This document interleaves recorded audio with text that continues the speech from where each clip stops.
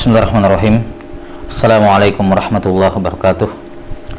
Alhamdulillahirabbil alamin wassalatu wassalamu ala asyrafil anbiya'i wal mursalin nabiyina Muhammadin wa ala alihi wa sahbihi ajma'in.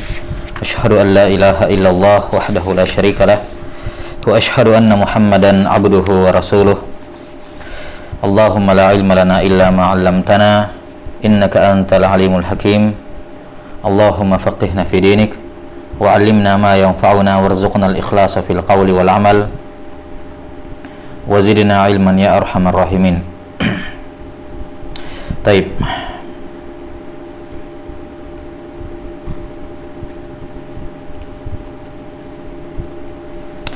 Nuwasil fi qira'ati Nuzhatin Nadhar fi tawdih Nukhbatil Fikr lil Hafidh Abil Fadl Ahmad bin Ali bin Hajar al-Asqalani rahimahullah al-mutawaffa sana 52 wa 800 min al-hijratin nabawiyah.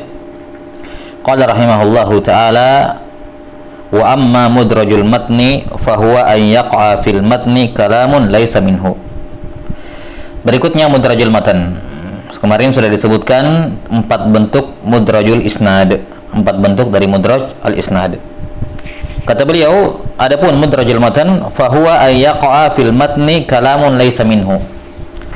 Ya, mudrajul matan yaitu terdapat dalam matan hadis tersebut ucapan yang bukan bagian dari matan itu, bukan bagian dari matan hadis tersebut. Ya. Dan tentunya ini menjadi urgen ketika ini berkenaan dengan hadis nabawi, hadis yang marfu yang memberikan memberikan faedah hukum. Nah, di mana terkadang ada ucapan lain selain ucapan Rasulullah SAW yang masuk atau yang tergabung dalam matan hadis tersebut tanpa ada bayan, tanpa ada penjelasan, tanpa ada fasal, tanpa ada jeda di antaranya, sehingga orang yang mendengarkannya berpikir bahwa itu masih bagian dari matan hadis. Nah, imma itu dari kalam sahabat atau kalamnya tabi'in faman dunahum. Ya. Kata beliau rahimahullahu ta'ala, fataratan yakunu fi awwalihi. Terkadang mudrajnya atau idrajnya itu terdapat di awal hadis. Jadi sebelum membawakan hadis nabawi ada ucapan periwayatnya. Ada ucapan periwayatnya, imma periwayatnya sahabat, tabi'in atau setelahnya. Di mana antara ucapan periwayat dengan sabda Nabi sallallahu alaihi wasallam tidak ada fasal wala bayan. Tidak ada jeda di antaranya dan tidak ada juga penjelasan. Wa taratan fi asnaihi, kadang di tengah-tengah. Kadang di tengah-tengah, wa taratan fi akhirih wa huwal aktsar, dan kadang di akhir, dan ini bentuk yang paling banyak, bentuk mudraj matan yang paling banyak, yakni mudrajnya di akhir. Ya, mengapa? Karena ya akan disebutkan nanti di antara sebab terjadinya idraj dikarenakan si perawi ingin mensyarah, ingin atau setidaknya memberikan ta'liq ya terhadap hadis tersebut, hadis yang dia riwayatkan. Setelah dia membawakan hadisnya, dia langsung menyebutkan ta'liqnya, komentarnya terhadap hadis tersebut, imma dari sisi fikih, dari sisi hukum hadis tersebut, atau dari sisi goribul hadisnya, ada kata-kata yang asing di dalam hadis, dia langsung sebutkan setelah penyebutan hadis, penyebutan matan, tanpa dijeda, tanpa ada jeda di antaranya, dan tanpa ada penjelasan bahwa ini bukan bagian dari sabda Nabi sallallahu alaihi wasallam. Nah, karena itulah yang paling banyak, kata Al-Hafidz Ibnu Hajar rahimahullah, idraj paling banyak terjadi di akhir. Kata beliau, li'annahu yaqa'u bi'atfi jumlatin ala jumlah aw bidamji mawqufin min kalamis sahabati aw man ba'dahum bimarfu'in min kalamin nabiyyi sallallahu alaihi wasallam min ghairi fasl. Dikarenakan bentuk idraj ini kadang dengan mengatofkan jumlah dengan jumlah. Ini ada hadis Nabi SAW, kemudian didatangkan jumlah yang lain yang bukan merupakan sabda Nabi SAW. Ataukah dengan menggabungkan, memasukkan hadis mauquf berupa ucapan sahabat atau setelahnya ke dalam hadis marfu'. 6. Min ghairi fasal, tanpa ada jeda di antara keduanya, wala bayan. Yani walaupun tidak ada fasal, kalau ada bayan tidak ada masalah. Misalnya nyambung tapi ada bayan bahwa ini sampai sini hadis Nabi sallallahu alaihi wasallam setelahnya ucapan dia. 6. Setelahnya ucapan dia. Ketika dikatakan ilahuna, misalnya sampai di sini hadis nabawi. Nah, ini walaupun bersambung tidak ada masalah karena ada bayan. Ya, yang bermasalah ketika idraj tersebut bersambung ya dengan hadis nabawi, kemudian min ghairi faslin wala bayan. Tidak ada fasal, tidak ada jeda di antaranya dan tidak ada juga bayan. Fahadha huwa mudrajul matn. Ini yang dinamakan mudraj al-matn. Di sini penulis rahimahullahu taala menyebutkan pembagian mudrajul matan dari sudut pandang terjadinya, dari sudut pandang maudhi, ya, maudhi uquihi, dari sudut pandang tempat terjadinya mudraj, tempat terjadinya idraj. Ada 3, kadang di awal, kadang di tengah, dan kadang di akhir. Contoh mudraj, ya, contoh hadis mudraj di awal adalah hadis Abu Hurairah radhiyallahu taala anhu, di mana Rasulullah sallallahu alaihi wasallam atau Abu Hurairah radhiyallahu taala anhu melihat para sahabat ataupun tabi'in yang beliau temui ketika itu berwudu. Ya. Nah, zahirnya di sini para tabi'in. Mereka kemudian berwudu dan tidak menyempurnakan wudu. Maka Abu Hurairah radhiyallahu anhu menasihati mereka, beliau berkata, "Asbighul wudu." Sempurnakanlah wudu. Fa inni sami'tu Rasulullah sallallahu alaihi wasallam yaqul, "Wailun lil aqabi minan nar." Celakalah bagi tumit dalam neraka. 6. Ini begini lafaz hadisnya asalnya. Ya, begini lafaz hadisnya. Yaitu Abu Hurairah berkata, "Asbighul wudu, wailun lil aqabi minan nar." Kemudian ada sebagian perawi, 6. Di bawahnya imma di tabi'in atau di tabi'ut tabi'in yang kemudian salah faham, ya, mengira bahwa asbighul wudu ini bagian dari sabda Nabi sallallahu alaihi wasallam, sehingga mereka pun meriwayatkannya dengan menggabungkan. Dikatakan qala Rasulullah sallallahu alaihi wasallam, asbighul wudu wailun lil aqabi minan nar. Wailun lil aqabi minan nar. Nah, maka di sini kalimat asbighul wudu ini adalah mudraj. Ya, hadis marfu'nya adalah wailun lil aqabi minan nar, sebagaimana warid dari hadis siapa? Abdullah bin Amr bin As. Ya, juga dari hadis Aisyah radhiyallahu taala anha dan selainnya. Ya. Nah, maka hadis ini atau tambahan ini asbighul wudu ini adalah mudraj dari kalamnya Abi Hurairah yang ini nampak dalam riwayat lain. Dalam riwayat lain. Baik, ini contoh mudraj di awal. Kemudian contoh yang lain mudraj di awal adalah hadis yang diriwayatkan oleh Imam Al-Auza'i dari Yahya ibnu Abi Katsir dari Abi Qilabah. 6.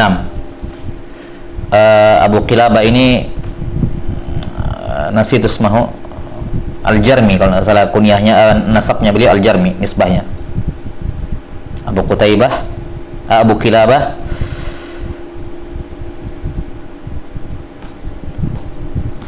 nasitu ismahu. Abu Qilabah Al-Jarmi rahimahullah an Abil Muhajir an Burairah radhiyallahu taala annahu qala kunna ma'ahu fi ghazat qala sami'tu Rasulullah sallallahu alaihi wasallam yaqul bakkiru bis salati fil yaumil ghaim fa innahu man fatahu salatul asri faqad habita amaluh. Abul Muhajir berkata, kami bersama dengan Buraidah pada sebuah peperangan dan ketika itu mendung. Maka kata Abul Muhajir, ya, Abul Muhajir meriwayatkan dari Buraidah, katanya bahwa Buraidah berkata, aku mendengar Rasulullah SAW bersabda, bakiru bis salati fil yaumil ghaim, segerakan salat asar di waktu ketika mendung, ketika banyak awan, karena khawatir nanti kamu luput salat asar. Siapa yang luput dari salat asar maka terhapus amalannya.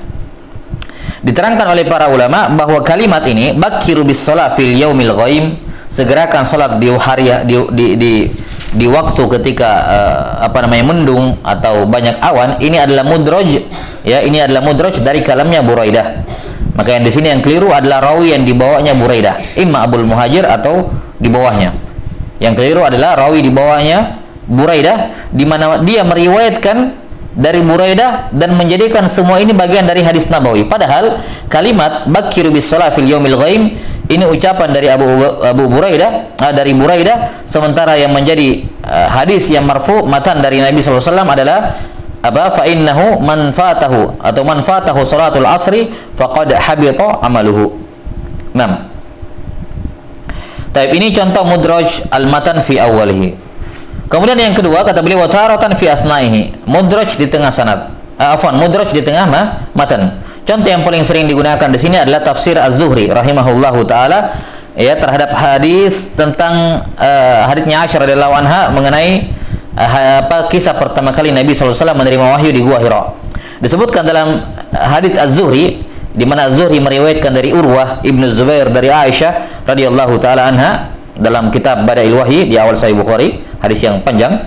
Disebutkan oleh Aisyah radhiyallahu anha wa kana yakhlu bi ghari Hira'in fayatahannatsu fihi wa huwa ta'abbudu al-layaliya dzawatil adad. Layaliya dzawatil adad. Kemudian Nabi sallallahu alaihi wasallam yakhlu bi ghari Hira, bersendiri di Gua Hira, fayatahannatsu fihi, kemudian beliau tahannus di dalam Gua Hira. Apa itu tahannus? Wa huwa ta'abbud. Ini tambahan kalimat wa huwa ta'abbud. Yatahannas yakni yata'abbad, beribadah. Al-layaliya dzawatil adad, beberapa malam. Maka di sini kalimat wa huwa ta'abbud ini adalah mudraj dari kalamnya Az-Zuhri. Az-Zuhri rahimahullah menafsirkan kalimat yatahannas. Yatahannas, apa itu al-hinsu? Yatahannas, al-hins. Orang kan biasanya mengetahui al-hins itu apa? Kalau seorang melanggar sumpah. Ya. 6. Melanggar sumpah dikatakan al-hins. Maka apa makna yatahannas di sini? Beliau tafsirkan yatahannas wa huwa ta'abbud.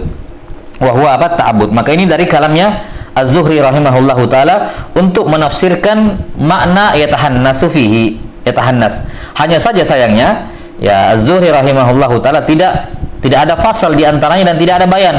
Beliau ketika baca matan hadis tersebut sebutkan kepada murid-muridnya mencatat ketika beliau mengatakan yatahannasu fihi, langsung beliau mengatakan wa huwa ta'abbud. Maka murid-muridnya menyangka ini masih dari ucapannya Aisyah. Masih dari ucapannya Aisyah radhiyallahu taala anha. Jelas ya? Nah, dan tentunya berbeda nilai penafsiran dari Aisyah dengan Az-Zuhri rahimahullahu taala. Berbeda nilainya. Ya, berbeda nilainya. Tafsiran dari Az-Zuhri tentunya berbeda dengan tafsiran dari Aisyah radhiyallahu anha. Intinya ini memberikan pengaruh. Ya, memberikan pengaruh. Maka para ulama menjelaskan bahwa at-ta'abbud di sini adalah mudraj dari kalamnya Az-Zuhri ya untuk menjelaskan apa? Untuk menjelaskan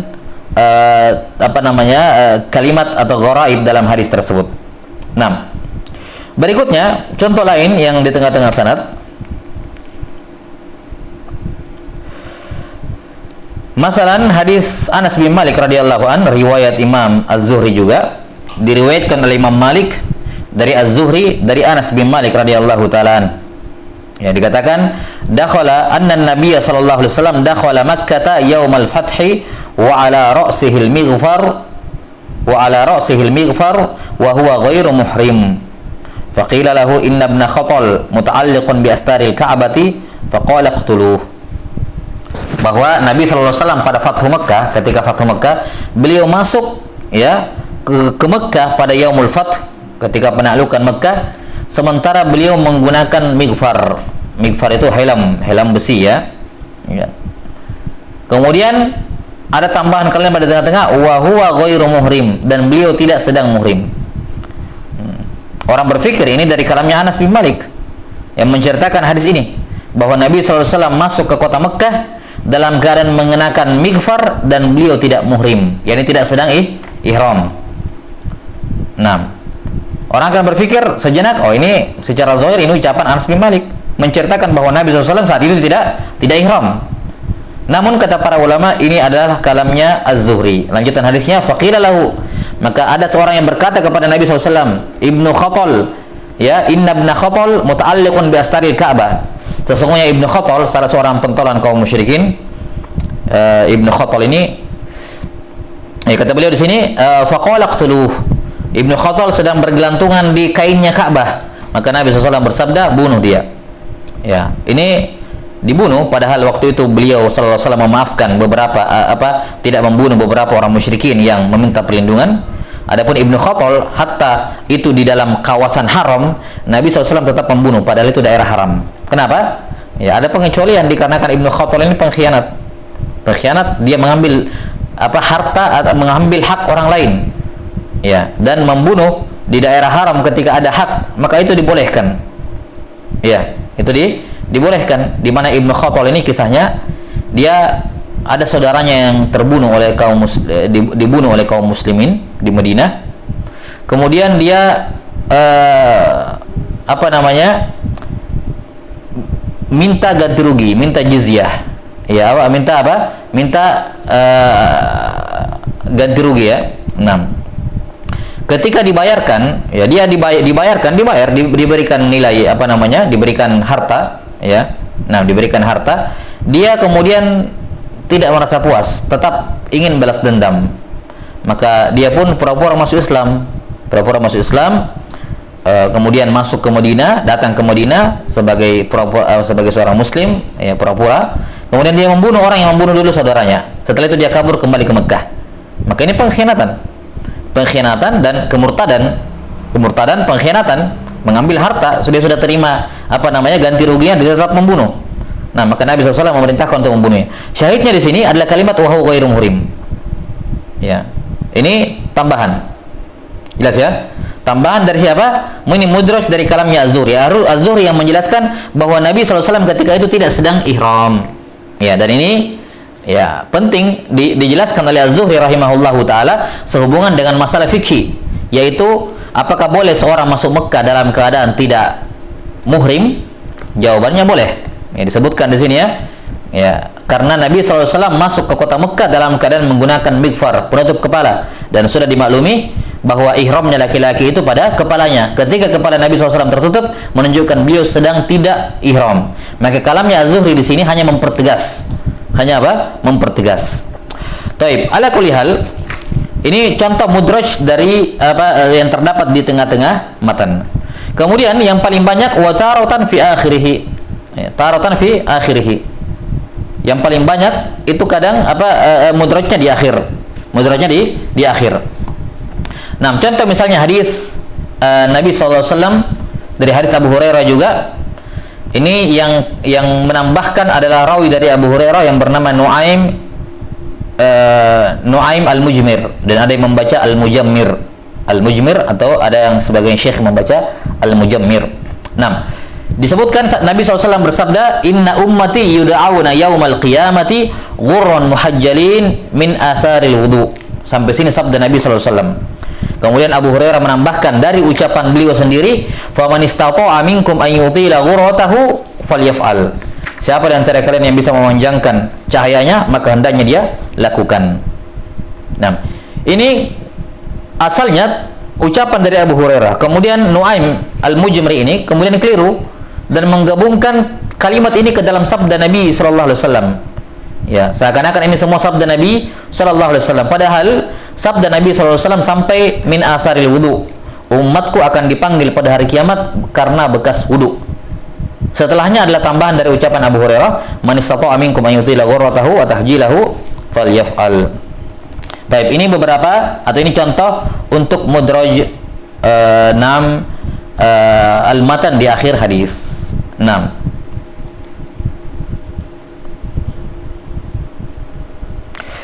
Kemudian dan ada beberapa contoh-contoh mudraj yang lain ya. Misalnya hadis kita sebutkan dulu di sini. Kata Al-Hafidz Ibnu Hajar rahimahullahu taala, wa yudrakul idraj. Cara mengetahui idraj. Sebelumnya, apa tujuan seorang perawi melakukan idraj ke dalam hadis? Nah, tujuannya ini macam-macam. Tujuannya macam-macam, tapi secara umum niatnya baiklah. Hanya saja tadi tanpa penjelasan dan tanpa bayan, tanpa fasal. Di antara tujuan melakukan idraj ya adalah untuk tadi tafsir ghoribil hadis. Menafsirkan ghoribul hadis sebagaimana yang dilakukan oleh siapa? Oleh Az-Zuhri rahimahullahu taala terhadap hadis yatahannas tadi. Ini di antara tujuan seorang melakukan idraj, yaitu untuk tafsir ghoribil hadis. Kemudian di antara alasan yang lain atau tujuan lain seorang melakukan idraj adalah untuk menjelaskan hukum fikih, untuk menjelaskan hukum dari suatu hadis, fikih yang bisa dipetik dari suatu hadis. Misalnya sabda atau ucapan Abu Hurairah tadi, asbighul wudu wailun lil aqabi minan nar. Sami'tu Rasulullah sallallahu alaihi wasallam yaqul wailun lil aqabi minan nar. Ya, maka dari kalimat wailun lil aqabi minan nar, walaupun berkenaan dengan tumit saja, tapi Abu Hurairah mengatakan sempurnakan wudu, menunjukkan apa? Hadis ini bisa difahami dalam konteks yang lebih luas, yakni pada semua anggota wudu yang lain. Sempurnakan wudu. Nah, ini diantara sebab seorang terjadinya idraj adalah apa? Menyebutkan istimbaton, ya, istambata minal hadis hukman. Dia menarik suatu hukum dari hadis. 6. Kemudian kata beliau rahimahullahu taala, wa yudrakul idraj. Cara mengetahui idraj, kata beliau, biwurudi riwayatin mufassilatin lil qadril mudraj fihi. Yang pertama, ya, ini bagian dari illat, namanya illat. Sudah berlalu kan? Ini termasuk mudrajnya, termasuk illah yang qadihah. Termasuk illah yang qadihah. Ya, ini kalau kecampur sabda Nabi SAW dengan yang bukan, ini bermasalah nantinya. Walaupun sanadnya sahih, tapi kan memberikan dampak yang bisa sangat signifikan pada riwayat, pada hukum, maksud saya, pada hukum. Ya, misalnya ucapan hadis Abu Hurairah radhiyallahu taala disebutkan man massa dzakarahu au farjahu au unsayaihi, ya, falyatawaddo. Siapa yang menyentuh kemaluannya, ya, man massa dzakarahu au farjahu au unsayaihi, atau unsayaihi, ya, di bagian bawah kemaluan laki-laki. Siapa yang menyentuhnya maka batal wudunya. Kalimat wa unsayaihi ini seingat saya dari mudraj dari kalamnya Hisham bin Urwah atau Suhail bin Abi Saleh Nasid. Nah, dari tabi'in. Gunanya apa? Untuk tafaqquhan, ya, untuk apa? Mengambil istimbat bahwa semisal dengan hukum zakar, yaitu apa? Unsayaihi. Ya, sama hukumnya. Kalau disentuh sama-sama membatalkan wudu. Nah, kita kembali dulu. Jadi sebabnya yang pertama kata beliau warid dalam riwayat lain, ya, warid dalam riwayat lain terpisah. Maka ketika di satu jalan tergabung dua kalimat, kemudian di jalan lain ternyata ini terpisah, satu sabda Nabi sallallahu alaihi wasallam, satu bukan, maka riwayat lain ini bisa menjadi petunjuk bahwa yang itu sanad mudraj. Seperti misalnya hadis Abu Hurairah tadi, ya, dalam hadis digabung, di sebagian jalan digabung, wa asbighul wudu wailun lil aqabi minan nar. Di jalan lain dipisah, asbighul wudu fa inni sami'tu Rasulullah sallallahu alaihi wasallam yaqul wailun lil aqabi minan nar. Maka ini cara pertama mengetahui idraj, yaitu jam'ut turuq, menghimpun jalan-jalan, karena bisa jadi ditemukan dalam jalan lain terpisah. Au bitansisi ala dzalika minar rawi, atau nas langsung dari perawi mengatakan ini dari kalamnya saya, ini bukan sabda Nabi sallallahu alaihi wasallam, ya, ini kalamnya saya, tansis. Nah, au min ba'dil a'immatil muttali'in, yakni au bitansisi min ba'dil a'immatil muttali'in, yakni si perawinya yang melakukan idraj tidak ada pengakuan di situ, ya. Nah, tapi yang mentansis adalah para a'immah al-muttali'in, mengatakan ini mudraj, ini mudraj. Yang terakhir, au bistihalati kaunin Nabi sallallahu alaihi wasallam yaqulu dzalik, atau karena mustahil Nabi sallallahu alaihi wasallam bersabda demikian. Contoh misalnya hadis lil abdil mamluki ajran. Ya, hadis dari hadis Abu Hurairah radhiyallahu an, Rasulullah SAW bersabda, lil abdil mamluki ajran. Budak sahaya itu mendapatkan 2 pahala. Budak sahaya itu mendapatkan dua pahala karena beribadah kepada Allah dan taat kepada majikannya. Dia mendapatkan 2 pahala. Kemudian disebutkan dalam hadis tersebut, laulal jihadu wal hajju wa birru ummi la latamannaitu an amuta wa ana abd, atau bihadzal ma'na. Kemudian disebutkan di akhir hadis, dikatakan apa? Seandainya bukan karena haji, bukan karena jihad, dan bukan karena berbakti kepada ibu, maka saya berharap saya meninggal dalam keadaan budak, dikarenakan budak mendapatkan 2 pahala. Nah, di sini nampak jelas bahwa tambahan yang terakhir ini mudraj, bukan dari kalamnya Nabi SAW. Kenapa? Karena ada kalimat wabirru ummi, karena untuk berbakti kepada ibuku. Tidak mungkin Nabi SAW bersabda seperti ini, kan? Tidak mungkin. Ibu beliau sudah meninggal. Maka di sini dipastikan ini mudraj dari kalamnya perawi, dan yang dimaksud di sini adalah ucapannya Abu Hurairah. Abu Hurairah mengatakan Nabi SAW bersabda, budak memiliki 2 pahala. Setelah itu langsung beliau sambung, seandainya bukan karena haji atau jihad berbakti kepada ibu, ya Abu Hurairah masyhur kisahnya dengan ibunya, niscaya saya lebih senang mati dalam keadaan budak. Maka ini contoh, ya, sebab mengetahui, diantara cara mengetahui idraj adalah karena mustahil Nabi SAW mengucapkannya. Wa qad sannafa al-Khatibu rahimahullahu taala fil mudraj kitaban wala khastuhu wa zidtu alaihi qadra ma dzakara marrataini aw aktsar walillahil hamd. Al-Khatib Al-Baghdadi rahimahullah telah mengarang kitab khusus dalam masalah mudraj ini, ya, kemudian saya sudah meringkasnya dan bahkan saya menambahkan contoh mudraj yang lain 2 kali lipat atau bahkan lebih dari apa yang disebutkan oleh siapa? Al-Khatib Al-Baghdadi rahimahullahu taala. Taib, wallahu taala alam bisawab. Naktafi bihadzal qadar wal ilmu indallah. Nas'alullah taala yu'allimana mimma yanfa'una wa yanfa'ana bima 'allamana. Innahu waliyyu dzalika wal qadiru alaih. Subhanakallahumma wa bihamdik asyhadu an la ilaha illa anta astaghfiruka wa atubu ilaik. Alhamdulillahirabbil alamin. Assalamualaikum warahmatullahi wabarakatuh.